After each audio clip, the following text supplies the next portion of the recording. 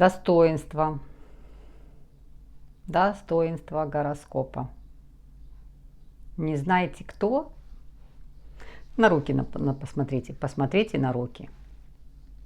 Руки Скорпиона о многом вам скажут. Да, Скорпионы. Достоинство гороскопа. Ну что, смотрим, что май. Вообще для вас май, как правило, для скорпионов май это такое своеобразное оживление. Оживление такое внутреннее. Внешне особо незаметно. Но внутренне вы любите май месяц. Потому что это месяц Тельца. А вы находитесь на одной оси. Поэтому очень чувствуется, когда наступает май месяц, Скорпион немножко оживает.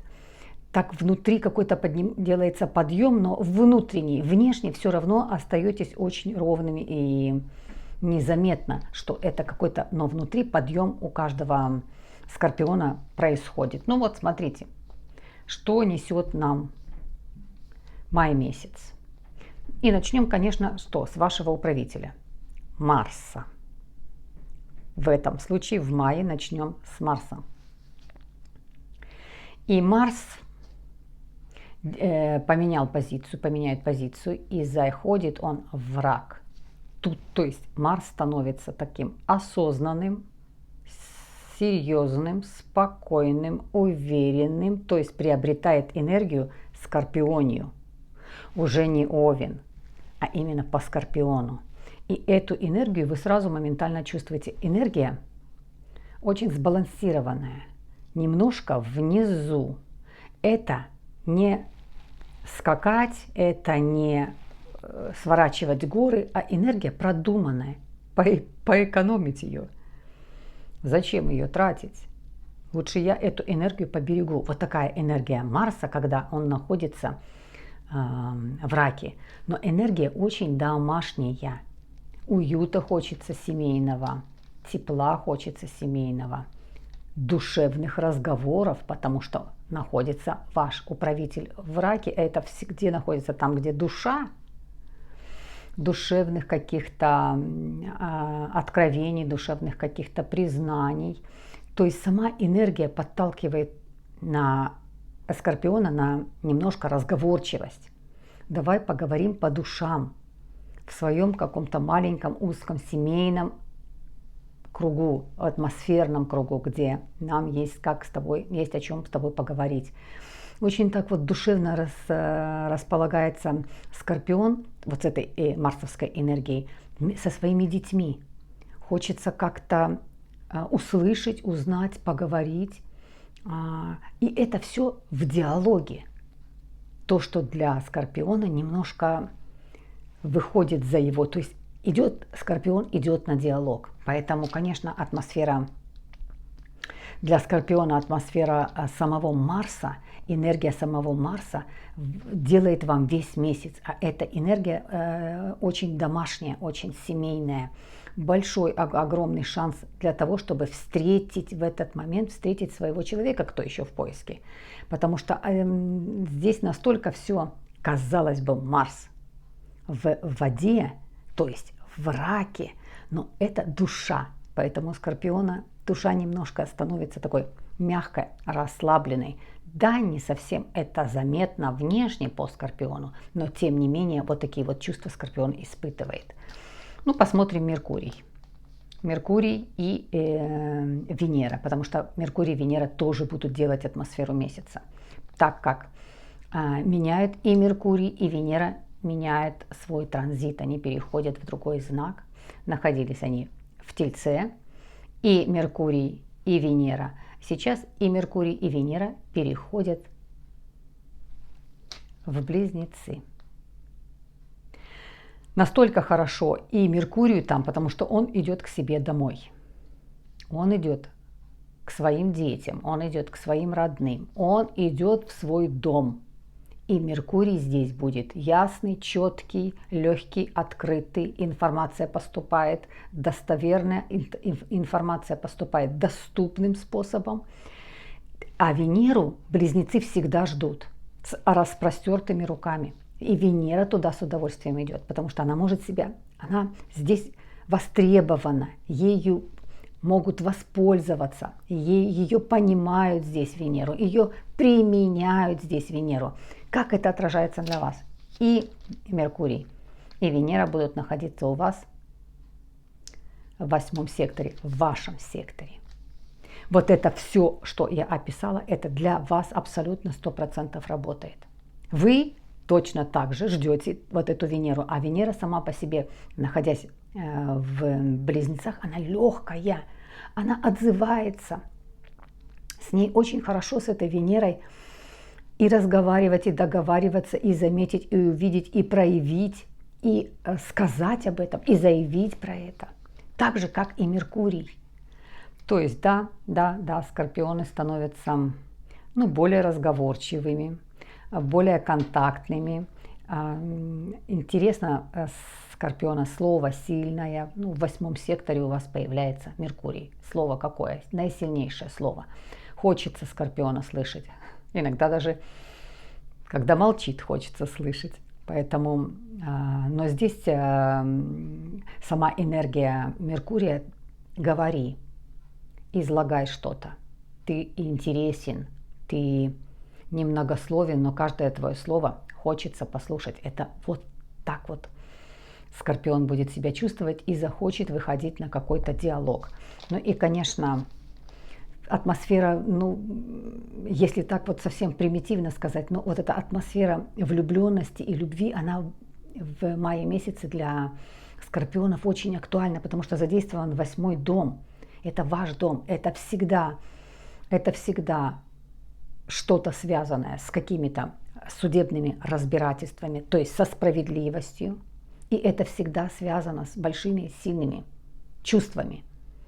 Чувства очень сексуальные, чувства страстные такие, где понимаешь просто даже не потому, как ты увидел, а потому, как ты чувствуешь, ты понимаешь, что это все твое, все это для тебя, все это тебе очень откликается. Поэтому, конечно, месяц, если вот так вот совсем примитивно сказать, месяц очень для вас сексуальность повышенная и очень зрелая, легкая. Вы на нее хорошо откликаетесь. Новолуние будет тоже в Тельце, то есть опять на вашей одной оси. Тоже будет в Тельце. И для вас это 7 сектор. Сектор партнерства и брака, сектор семьи. Для вас здесь будет новолуние. Можете очень хорошо строить свои планы. Вот скорпионы, у которых никак не складывались какие-то, может быть, отношения зашли в тупик. Может быть, отношения с вашими любимыми людьми. Может быть, отношения с вашими родителями. Может быть, отношения с вашими детьми. Что-то как-то. Можете строить планы на это новолуние. Можете строить перспективы. Можете принимать хорошие решения, может быть, сойтись вместе, может быть, как-то, смотрите, как солнышко поднялось, как солнышко даже откликается на такие перемены для скорпионов. Да, можете строить планы, и эти планы очень осуществимы, когда на новолуние в 7 секторе, в Тельце для скорпиона это просто создание семьи. Посмотрите, какое солнышко. Скорпионы, как? Посмотрите, вам даже солнышко говорит о том, что вы на пороге счастливых семейных перемен. Те, кто в паре, те, кто еще не в паре, те, кто еще ищет своего спутника, те, кто в паре, тоже у вас как будто возрождаются ваши отношения, какая-то новая притягательность, новая какая-то влюбленность появляется. Кстати, могут появиться какие-то ваши из прошлые какие-то отношения, которые просто были на одной волне. Вы не были парой никогда, но вы когда-то вместе учились, вы когда-то вместе, может быть, работали, может быть, вы где-то спортом, где-то когда-то вместе в каком-то кружке занимались. Может откуда-то появиться человек, с которым у вас возникнут новые чудесные отношения. И захочется с этим человеком сделать семью, как-то захочется сделать ее сразу, моментально. Юпитер, смотрим Юпитер. А Юпитер, я вам говорила, что Юпитер, с удвоенной силой работает на Скорпиона, потому что догоняет то, что я этот процесс объясняла, почему это происходит у Скорпионов. Догоняет те годы, когда он не отработал ничего на Скорпиона. И он у вас появляется, сам Юпитер тоже меняет свою позицию, тоже плавно переходит в рыбки, опять в вашу стихию. И приходит к себе домой очень комфортно и уютно там самому Юпитеру, потому что он приходит к себе тоже домой, к своим родным, к своим детям, в свое родное место приходит туда. И как для вас это отражается? В 5 секторе у вас появляется. Опять в 5 секторе появляется, где происходят романы, влюбленности, успехи. Вас радуют успехи ваших детей. Вас радует все, что вы делаете, все, что вы воспроизводите. У вас хорошо идет работа вашего какого-то проекта, который у вас есть. Возможно, на работе у вас какие-то свои успехи. Возможно, в том деле, где вы, в творчестве, которое вы делаете, тоже продвигаются. То есть очень благосклонно будет здесь Юпитер расположен для того, чтобы вас поддержать. Ну, что дальше?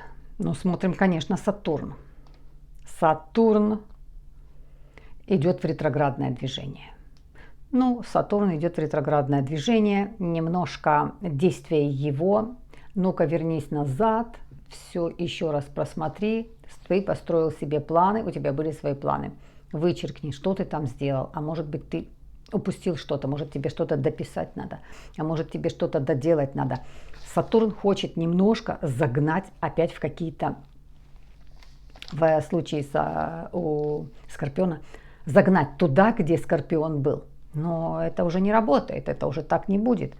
И появляется это у вас в 4 секторе, в доме. Многие дела уже свои, дом, рутина решили за это время.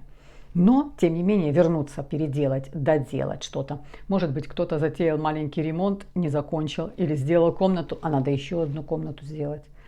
Может быть, кто-то с пристройкой что-то делал пристройку, даже если это родительский дом. То есть это прям совсем такой корень, где у вас база, основа, откуда вы. Это 4 сектор. Может быть, вы родителям что-то там, пристройку какую-то начали, не закончили, навес какой-то, может быть, нужно сделать, может быть, кому-то нужно калитку поставить, ворота поставить. То есть немножко вернуться и доделать эти дела. Но сделаете вы это с удовольствием, и кому это нужно доделать, и сделайте это с легкостью. То есть, да, Сатурн как будто загоняет в какие-то рамки и доделать что-то в прошлом, но вы сделаете это с легкостью и с удовольствием. Ну, полнолуние будет в конце месяца, полнолуние будет в Стрельце, и для вас это 2 сектор. В конце месяца такие хорошие поднимете, почувствуете заработки, что у вас появляется здесь во 2 секторе на полнолуние, но это открывается коридор затмений. Вот такой, вы почувствуете старт. А вы знаете, что красная нить у вас всего года. Работать меньше, зарабатывать больше. Но не потому, что я ленюсь и работать нет. Я найду способ, как мне работать меньше, но зарабатывать больше. То есть другой вид заработка. Находите себе другой вид заработка. И здесь вот такая вот вспышка. Конечно, когда открывается коридор затмений, вы сразу можете почувствовать такой доход. Вы почувствуете, что у вас какой-то доход есть хороший, такой вам премия какая-то выпала, может быть, бонусы какие-то, может быть, какие-то выплаты, которые вы не получили. Но вы знаете, что вам должен прийти этот доход, а к вам он не пришел. Вот здесь не создать себе никакого конфликта. Может быть, долг человек должен был вам отдать, и он вам сказал, я тебе во 2 половине месяца отдам, но не отдает. Может быть, где-то какая-то выплата, которую вам должны были перечислить с вашей работы. Но здесь не вступить ни с кем конфликт, потому что когда ты входишь в коридор затмений, это должна быть абсолютно чистая атмосфера. Пройдет этот аспект, тогда я буду разбираться. Но если вы вступите в какой-то конфликт, в какие-то разбирательства, в какие-то скандалы, в какие-то ссоры, это может очень надолго затянуться.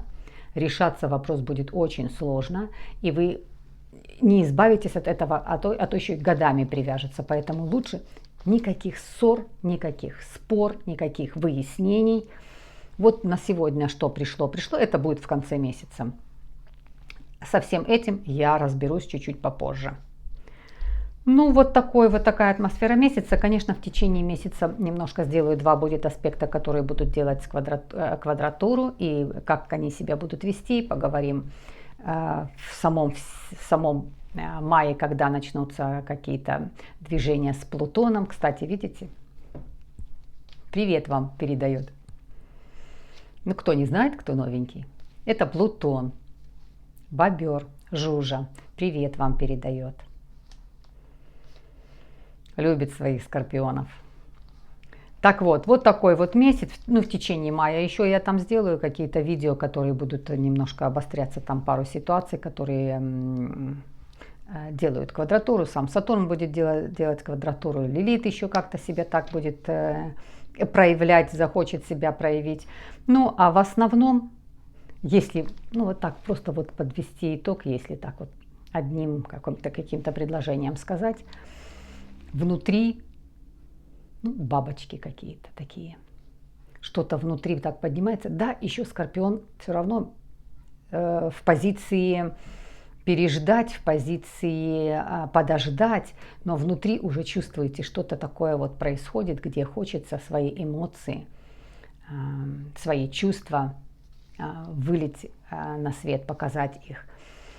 Конечно, еще раз и еще раз говорю, всегда Скорпион сам по себе Скорпион обращает внимание при любой встрече, это его сигнал, это его знак, обращает внимание на руки, обращает внимание на кисть, обращает внимание на какую-то часть. Вот тут вот у вас может вы в этот период, потому что очень сильно связан 8-й дом, и там Венера появляется там.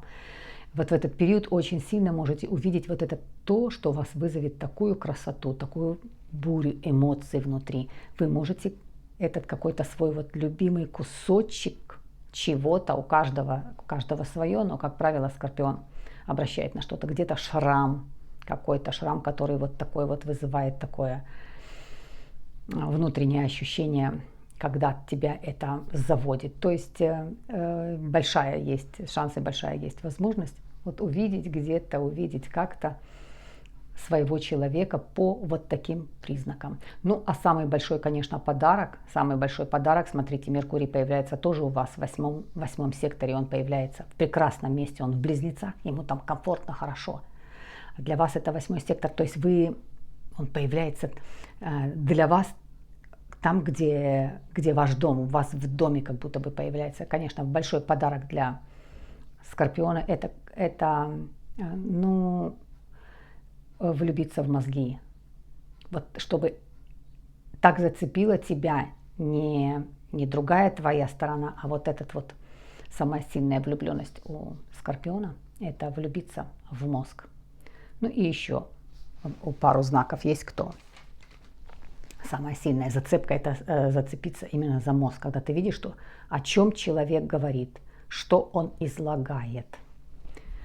Ну что, мои хорошие, про Скорпиона говорила бы и говорила, но мы с вами видимся, мы с вами встречаемся, мы с вами друг друга слышим, понимаем. Спасибо вам большое за поддержку, спасибо вам большое за лайки, спасибо вам большое, что комментарии пишете. И в течение месяца, конечно, я еще сделаю несколько видео, которые обозначат такую немножко острую ситуацию, которая в мае месяце встанет.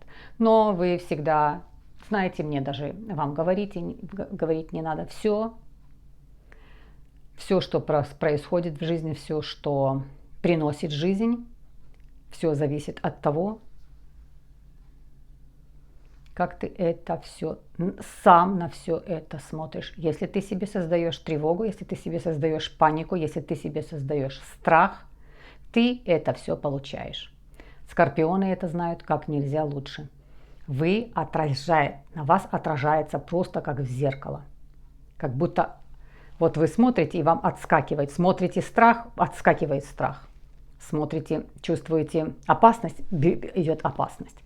Поэтому всегда контролируйте то, что вы себе, imagination какие делаете, что вы себе представляете. Для вас это очень-очень важно. Ну, будем говорить с вами еще много и много. Всех вас бесконечно. Абсолютно уважаю и люблю.